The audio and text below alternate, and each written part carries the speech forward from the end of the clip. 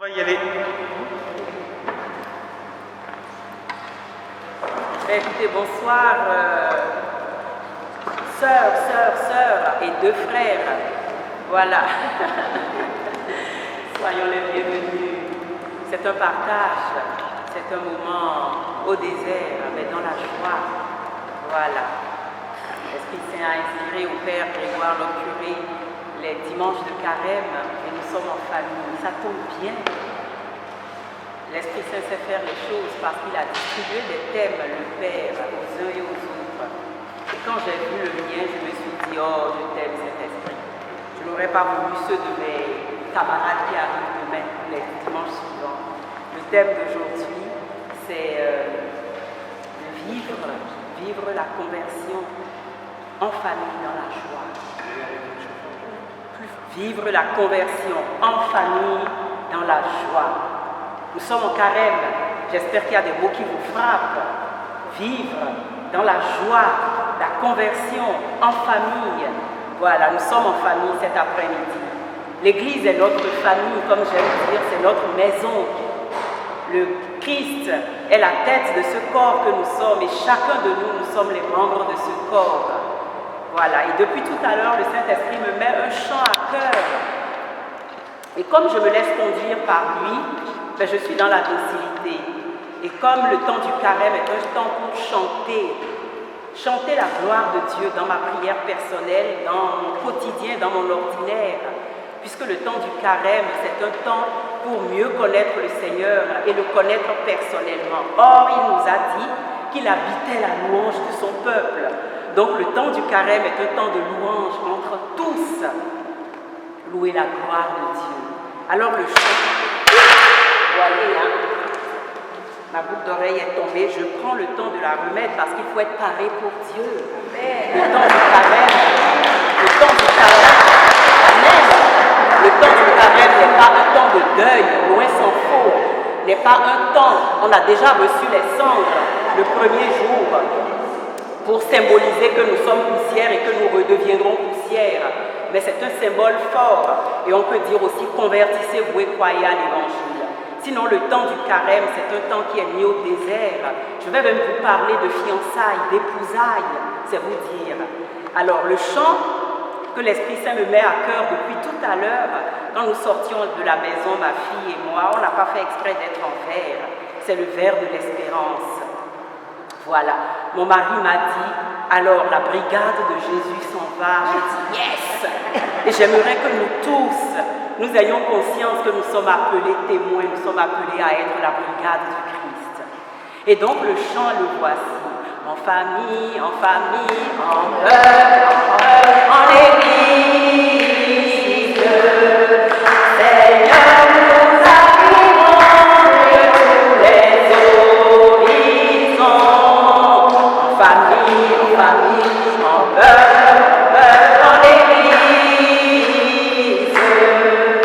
Seigneur, nous arrivons pour célébrer ton nom.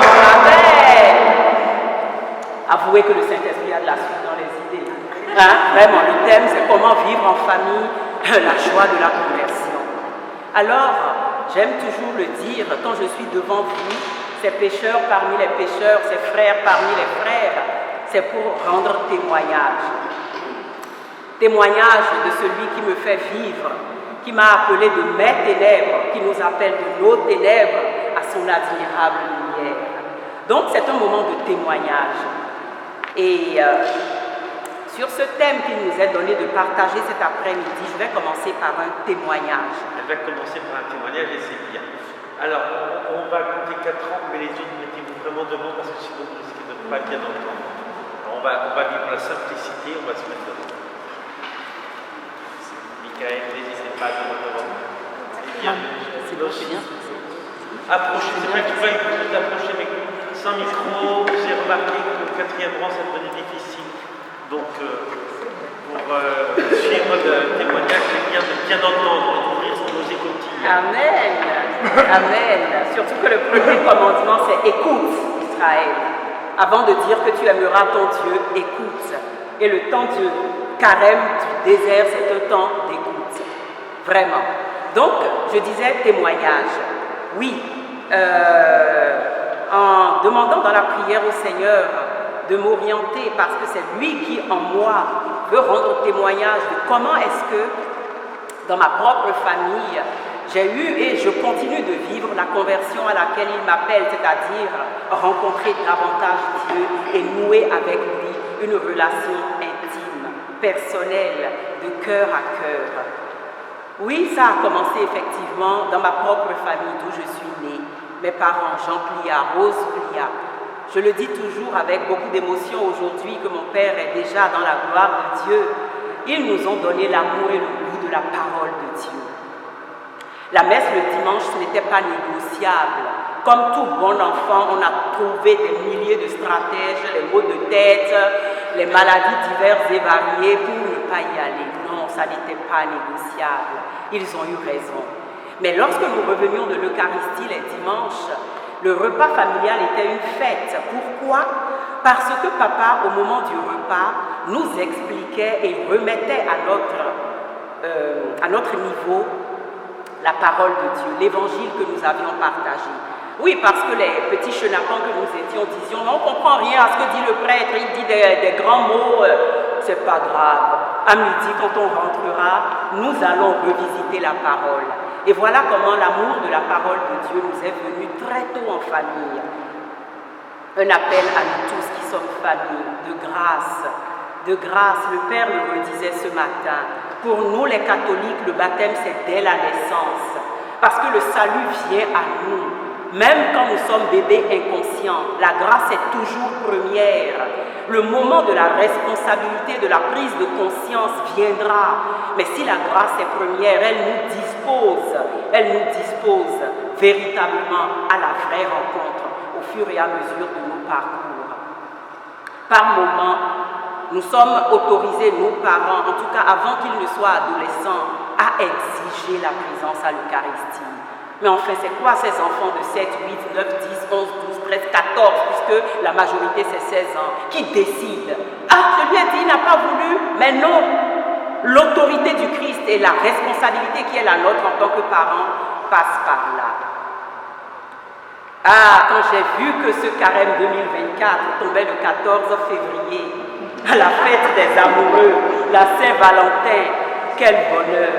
Et dans ma prière, Dieu m'a fait revisiter ma propre histoire.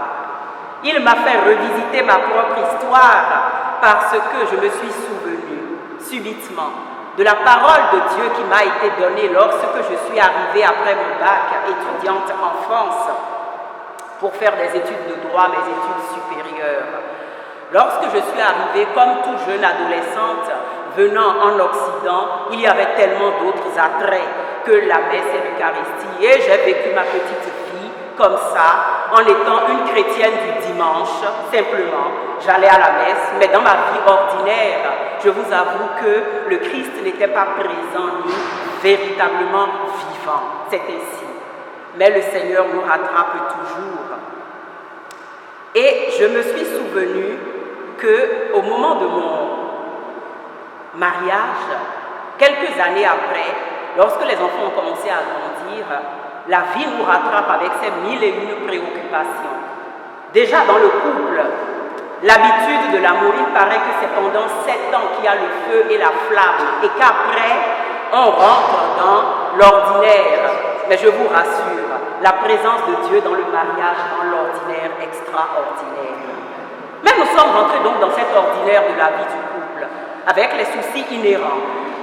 L'éducation des enfants, les problèmes d'argent, le travail, mieux se connaître dans un couple, les tensions, les différences de caractère. Tout cela m'a fait demander au Seigneur de l'aide. La souffrance que le Seigneur permet dans nos vies, c'est pour nous amener à crier à lui. Toutes ces difficultés dans ma vie de jeune mariée m'ont poussé à me dire, oula, le laisser aller de la vie d'étudiante, ça va un moment. Tu as prié, tu as réussi brillamment tes examens, tu es titulaire d'un bac plus 5, tu as un merveilleux boulot, mais la vie de famille te rejoint avec ces difficultés. Et là, lorsque je me suis adressée au Seigneur avec désir quand même de trouver un chemin, une solution, et c'est là que le Seigneur m'a rejoint. Nous y arrivons dans un texte qui est pour moi une lampe sur mes pas, une lumière sur ma route. C'est le livre d'Osée. Osée au chapitre 2. Je me souviendrai toujours. On nous a déjà parlé dans l'Ancien Testament de l'amour de Dieu. Dans le livre de l'Exode, j'ai vu la misère de mon peuple. Oui, on parle de l'amour de Dieu comme d'une compassion pour les malheureux. J'ai vu la misère et je suis descendu. On nous reparle également dans le Deutéronome de l'amour de Dieu. Le livre du Deutéronome nous parle de Dieu qui est comme un père, qui porte ses enfants. Mais la nouveauté du livre d'Osée qui m'a frappé en plein cœur, c'est que pour la première fois, l'amour de Dieu pour nous est présenté sous l'image de noces, époux et épouse. Dieu me prend pour son épouse, c'est extraordinaire. Est-ce parce qu'à ce moment-là, j'étais un peu, en me disant, le mariage c'est ça, beaucoup de palabres, on ne se comprend pas, que l'amour de Dieu est venu par le livre d'Osée me dire, oui, pendant toutes ces années, depuis la vie d'étudiante, tu es restée une chrétienne ordinaire du dimanche, qui ne porte pas de fruits. Les charismes mis en toi, dans la famille, dans la cellule familiale, sont comme étouffés. Alors le Seigneur m'a dit, Isabelle, mon épouse infidèle, je vous lis Osée, je vais te séduire, je vais t'entraîner jusqu'au désert, et je te parlerai cœur à cœur. Là, tu me répondras comme au temps de ta jeunesse. Oui, oracle du Seigneur. Je ferai de toi, et c'est de chacun de nous que le Seigneur parle en parlant d'Israël. Il parle d'Israël et Israël c'est moi, c'est toi. Je ferai de toi mon épouse pour toujours. Dieu est fidèle. Chaque désert, chaque carême, tous les ans jusqu'à notre dernier souffle sera un temps de mise à l'écart pour des épousailles. Je ferai de toi mon épouse pour toujours. Je ferai de toi mon épouse dans la justice. Nous avons été enseignés ce matin dans l'homélie sur le sens de la justice de Dieu. L'amour que nous avons pour Dieu doit être ajusté. Et l'amour que nous avons pour nos frères, dans le témoignage que nous leur donnons de notre foi, ne doit pas les oppresser, mais doit respecter leur liberté pour être ajusté. Je ferai de toi mon épouse dans la justice et le droit, dans la fidélité et la tendresse. Mesdames, ça nous parle. Suzy, je suis assoiffée de tendresse. C'est ce que tu ne cesses de me dire. Nous, nos cœurs ont été créés, nos entrailles maternelles ont été créées pour être assoiffées de tendresse. Et le Seigneur me dit, te dit, je me fiancerai à toi dans la fidélité et la tendresse. Je ferai de toi mon épouse dans la loyauté et tu connaîtras le Seigneur. La vie éternelle, c'est de te connaître, toi, le véritable Dieu, et de connaître Jésus, son envoyé. Le temps du carême est un temps de mise au désert pour connaître personnellement, intimement, comme deux époux, connaître celui qui est le Seigneur des Seigneurs.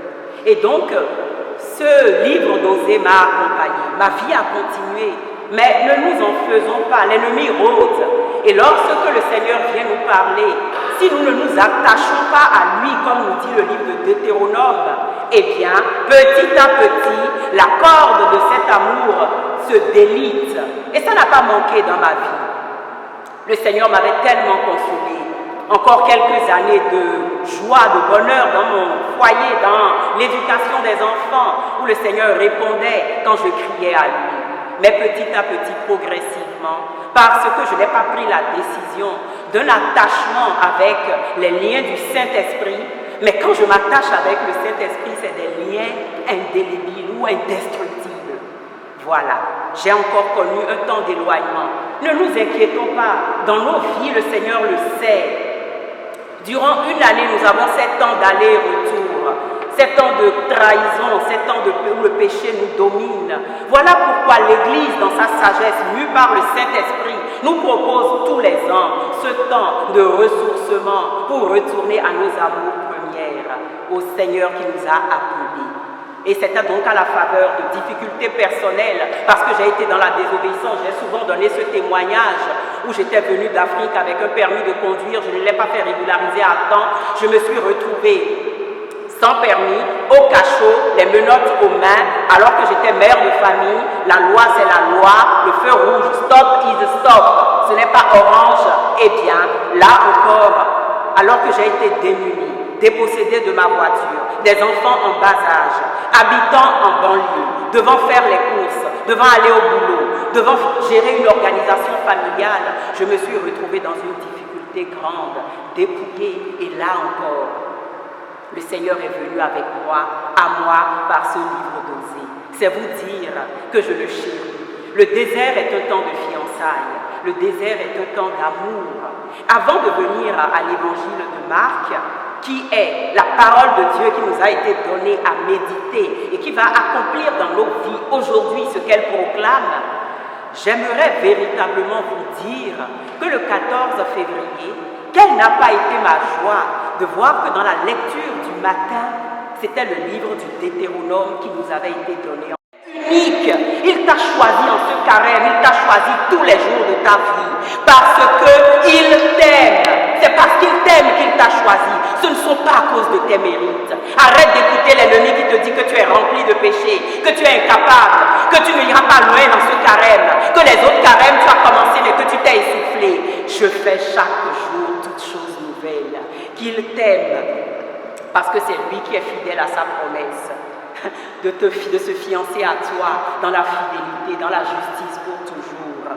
Oui, et il te dit qu'il te sort de ton esclavage, de tes enfermements, de la gangrène du péché pour te rendre libre, pour qu'enfin toi aussi tu le choisisses. C'est le but.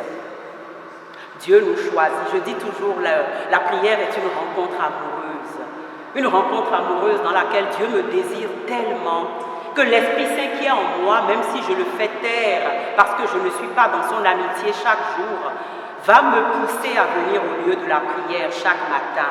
Je n'y viens pas à la force de mon poignet, mais parce qu'il me susurre que c'est un lieu d'amour. Qui n'aime pas être aimé?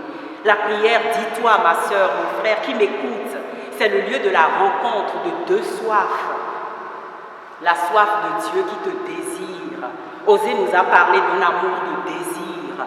Oui, Dieu nous désire. L'amour agapé est à la fois un amour éros et donc un amour de désir et un amour qui nous aime, filial, maternel, paternel, tout. Voilà. Et donc je me suis dit, oui Seigneur, tu me désires véritablement. Et la rencontre dans la prière, Dieu, quand je m'approche de lui, il n'y a pas match. Le feu incandescent de son amour, de Jésus miséricordieux, est obligé de brûler mon gosier et mon âme. Si bien que moi aussi, je commence à avoir soif de lui. Et lui, qu'est-ce qui se passe dans la rencontre de la prière? Eh bien, il me redit, tu as soif de moi? Et si jamais j'ai le bonheur de dire oui, même si c'est un oui timide, Dieu court. Il court. Pensez au poème de la bien-aimée, du cantique des cantiques.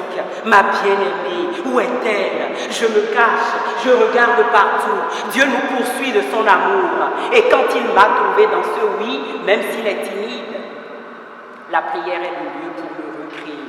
Le carême est le lieu du désert où Dieu m'appelle pour me recréer. Quand il me recrée, il me fait comprendre enfin qu'il m'aime. Quand j'ai compris qu'il m'aime, il va enfin me nourrir. Un enfant qui naît, on le nourrit. Rappelez-vous, la fille de Jaïr, il est venu, elle n'est pas morte. Nous ne sommes pas morts. Nous sommes en agonie avec le péché. Mais la rencontre de Dieu dans la prière nous recrée. Et la recréation de Dieu consiste à quoi? À nous nourrir de sa parole. Regardez ce que le Saint-Esprit m'a donné comme cadeau, la Bible des familles. C'est un joyau, c'est un trésor de Marie-Noël Tabou. Maman, je vous en supplie, achetez quelques vêtements en moins, mangez quelques gigots en moins ce carême et offrez-vous le bonheur de cette Bible, la Bible des familles, parce que Dieu s'est fait famille. Voilà, et c'est ce qu'il m'a donné aujourd'hui, c'est dans cela que je puise le trésor de chaque jour. C'est dans ça que j'ai pu puiser le trésor pour lorsque mes jeunes enfants, revenant de l'Eucharistie, me demandaient « Mais qu'est-ce qu'on a dit ?» Lorsque j'étais animatrice pour les tout petits, c'est là que j'ai puisé le trésor de la simplicité de la parole de Dieu pour la leur partager. Très bien. Eh bien, pendant la prière, Dieu me recrée. Au désert de mon carême, la conversion qu'il me propose, c'est pour me recréer. Il fait chaque matin toutes choses nouvelles. Dans ma journée d'hier, le péché m'a assombri, les difficultés, les galères, mes compromissions avec le péché, le mensonge, la colère, l'amertume, la rancune. Allez, oui, je dis ça parce que nous sommes des chrétiens, enfin. On nous parle de conversion, donc nous ne commettons pas l'adultère, le vol, etc. Je vous le concède. Nous n'allons plus consulter les idoles. Nous n'allons pas voir des voyants, n'est-ce pas? Nous avons compris quand même ces pièges grossiers de l'ennemi, mais nous sommes pécheurs. Quand je pense que le Christ, à Pierre, le jeudi saint, dans l'évangile de Luc, lui rappelle, mais en fait, vous vous rendez compte, Pierre, c'est le chef de l'Église, parce qu'il a attesté que Jésus était fils de Dieu. Et Jésus lui dit, ce n'est pas la chair et le sang qui te l'ont révélé, c'est mon Père, tu es Pierre. Et sur cette pierre, je bâtirai mon Église, l'Église du Dieu vivant. Et les puissances de la mort n'auront pas d'emprise sur elle.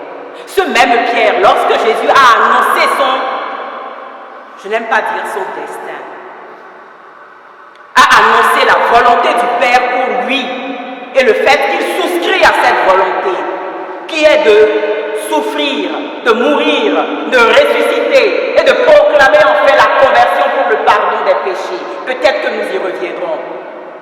Eh bien, quand il a annoncé, qu'est-ce que Pierre a dit?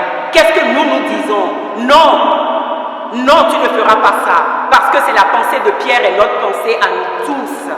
La pensée de Pierre et notre pensée à nous tous. Et le commentaire qu'en fait Marie-Noël Tabu est un joyau. À Césarée de Philippe, les pensées de Pierre, des hommes que développe Pierre, c'est un rejet farouche de toute idée de souffrance pour le Messie, mais pour nous. Nous n'aimons pas la souffrance. De grâce, personne ne va aller chercher la souffrance. Mais quand elle se présente dans la vie, le Seigneur nous demande de faire de cette souffrance un sacrement, en l'accueillant et en la lui redonnant. Et qu'est-ce qui s'est passé? Eh bien, il lui faudra apprendre, Pierre, que la véritable gloire aux yeux de Dieu n'est pas ce qu'on croit. Il y a une conversion à laquelle nous devons être tous appelés et consentir. Je disais donc que le jeudi saint, après avoir célébré l'Eucharistie, leur avoir dit, pas que vous allez fêter l'anniversaire de l'Eucharistie tous les dimanches, ce n'est pas d'un anniversaire qu'il s'agit, j'espère que tu en as conscience. Sous nos yeux, nous revivons le Golgotha. Sous nos yeux, nous revivons à chaque Eucharistie la mort et la résurrection. C'est le mystère de notre foi. Là, sous nos yeux, Dieu meurt et nous et se redonne son corps à chacun de nous. Voilà notre foi catholique. Elle est unique, mais elle est ainsi.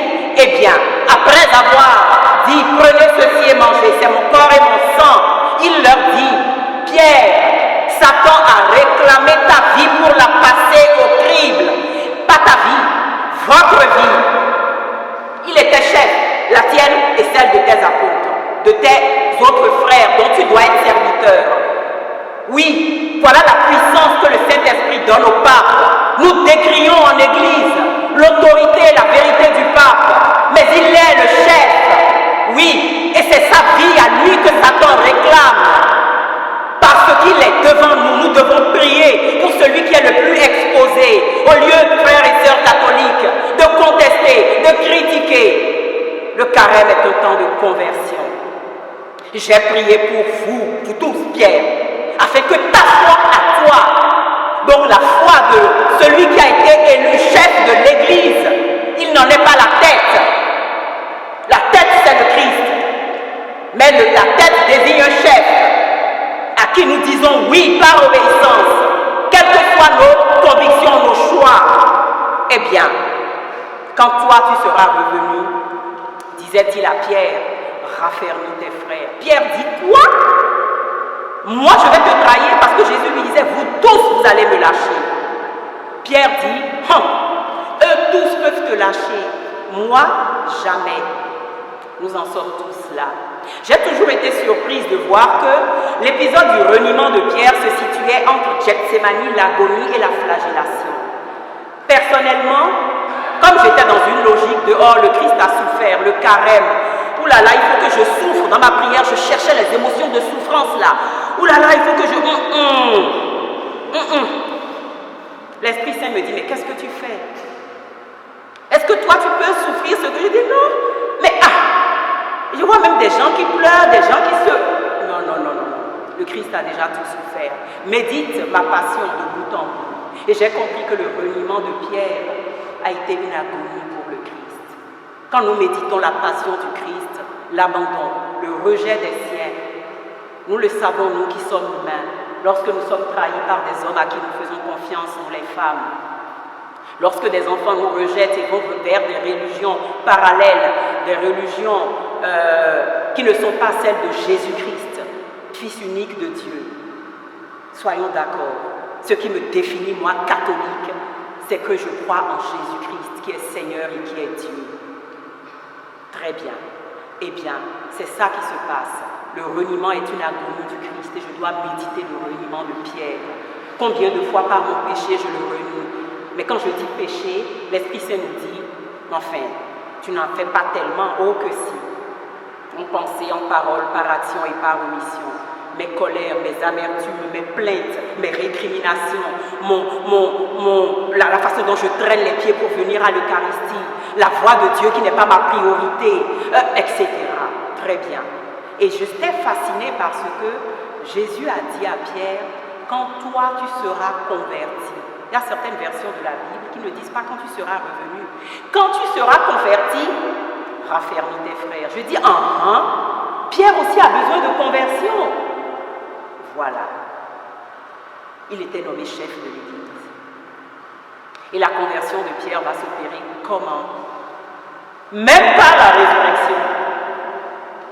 Parce que quand lui et Jean ont couru au tombeau, Pierre est rentré le premier, Jean a laissé la place à son grand frère. Reconnaissons à ceux que le Seigneur a mis comme autorité dans notre vie leur place. Soyons dans l'obéissance par rapport à toute autorité humaine que Dieu définit pour nous. C'est capital. C'est une parenthèse. Pierre est rentré, il a vu, nous dit la parole de Dieu, point. Il n'avait toujours pas cru. Celui qui vit et crut, c'est celui qui posait son cœur sur le cœur du Maître. Mon épouse est fidèle, je l'appelle au désert pour parler à son cœur. Le temps du carême est un temps où Dieu t'appelle au désert dans un cœur à cœur, parce qu'il veut désormais que tout au long de ta vie, ton cœur batte à l'unisson du sien. Parce qu'il voudrait infuser dans ta vie l'Esprit Saint qui est le cœur même de Dieu. Le temps du désert est un temps de joie. La conversion, la vivre en famille dans la joie d'une rencontre, la joie des amoureux, la joie des épousailles, à condition que j'y aille et que je sois à l'écoute. Je dis toujours, la prière, ce n'est pas du vain bavardage, c'est un dialogue d'amour. Je l'avise et il m'avise, comme disait le Saint curé d'Ars. Mais prenons ce temps-là pour moins aviser le Seigneur, que ce soit un temps d'écoute. Voilà. On ne nous a jamais dit qu'il était dans la souffrance et dans les haillons au désert. Je ne sais pas si vous avez vu ça quelque part dans la parole de Dieu. Il était avec les bêtes sauvages, on n'a pas dit les bêtes féroces. Être sauvage, ça veut dire qu'on ne vit pas dans la civilisation, mais on n'est pas féroce. Les anges le servaient, ça veut dire que oui, il s'est délesté d'une nourriture 3 fois par jour, mais néanmoins les anges le servaient. Arrêtons de prendre le carême comme des jeûnes interminables, à n'en plus finir, pour notre apparence corporelle. Mesdames, j'ai dit ça, je commence par moi, je l'ai fait. Mais lorsque nous sommes enseignés, comprenons que le jeûne que je demande, c'est le jeûne du cœur. Soyons à l'écoute du Saint-Esprit pour jeûner, que l'argent d'un repas manqué soit à l'aumône et aux pauvres. Donc le Seigneur nous appelle au désert pour nous aimer. Et donc véritablement, je dis au Seigneur, oui, ce temps que tu me donnes, c'est un temps d'amour, un temps d'épousailles. Et nous en venons donc à ce que la conversion, c'est pour toi, c'est pour moi, jusqu'au dernier souffle. Les 3 chemins de conversion qui nous sont proposés, la prière, le jeûne et l'aumône. La prière, c'est celle qui va nous demander notre effort jusqu'au dernier souffle. Jusqu'au dernier souffle, aller à la prière sera un combat. Il faut le savoir. Pourquoi? Mais parce que c'est le lieu des épousailles. Tu deviens Dieu, Dieu devient toi. Comment veux-tu que l'ennemi de nos âmes, qui est l'ennemi de Dieu, Satan, soit d'accord avec toi? Il va te proposer 1000 diversions. Mais toi, tiens bon. Tu te sens faible dans la prière, qu'est-ce que Saint Paul dit? Quand je suis faible, c'est alors que je suis forte. Parce que je suis forte de la force de Dieu. La force de Dieu, elle m'est donnée, elle est démultipliée lorsque je vais au rendez-vous d'amour. Pourquoi? Parce que là, il supplée à mes faiblesses en me donnant la nourriture, la parole de Dieu. En me donnant de l'eau, c'est un vrai papa. S'il me donne à manger et qu'il me prive de boire, je vais m'étouffer. Donc il me donne l'eau vive du Saint-Esprit qui me désaltère. Et après, comme je suis un bébé, souvent les bébés quand ils ont fini de manger, quand les papas sont là-haut, tiens-le-moi pour le roux, parce que le roux est long pour la bonne digestion. Maman Marie est là à chaque prière. Et quand nous avons été nourris de la parole, quand nous avons été désaltérés des eaux vives de l'amour jailli du cœur de Dieu, le Saint-Esprit, il nous dépose dans les bras de la maman du ciel. Et Jésus dit à sa mère, femme, voilà Isabelle de Gracias, ta fille. Fais-lui faire son rôle, rassure-la, fais-la digérer cette parole que je viens de lui donner. Oui, qu'elle soit rassasiée, fortifiée. Quand je suis faible, c'est alors que je suis forte. Quand tu vas au désert, le lieu de la prière, c'est une rencontre d'amour. Qui n'a jamais faim? Qui n'a jamais soif? Et les 3 tentations de Jésus au désert, c'est vrai que Marc ne nous en parle pas, il est très bref. Mais Matthieu et Luc ont donné des détails sur les tentations que Jésus a connues au désert. La gloire, l'avoir et le pouvoir. C'est le condensé de toutes nos tentations humaines. Et qu'est-ce que l'ennemi proposait à Jésus? Il lui proposait la parole de Dieu, mais la parole de Dieu dévoyée, qui fait de Dieu un magicien, qui fait de Dieu quelqu'un qu'on peut manipuler. Au nom de Jésus, j'ai dit que tu vas guérir. Ah, ça c'est la parole de Dieu dans la manipulation. Père, je voudrais bien guérir, mais que ce ne soit pas ma volonté, mais la tienne. L'exaucement de la prière que nous a attesté le Christ